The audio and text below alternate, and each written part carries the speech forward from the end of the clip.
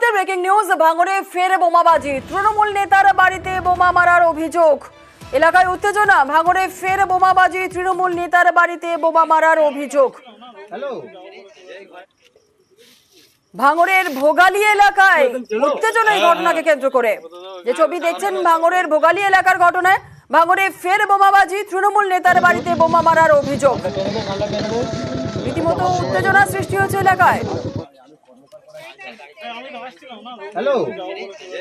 আর একবার আপনাদের জানি রাখি, ভাঙড়ে ফের বোমাবাজি, ভাঙড়ে তৃণমূল নেতার বাড়িতে বোমা মারার অভিযোগ।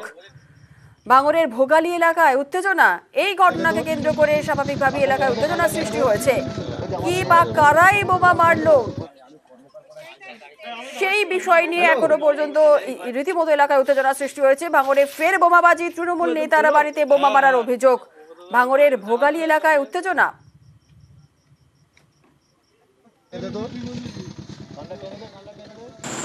এই ধরনের কাজ আইএসএফ কোনোদিন করে না, করার কোনো প্রয়োজন নেই।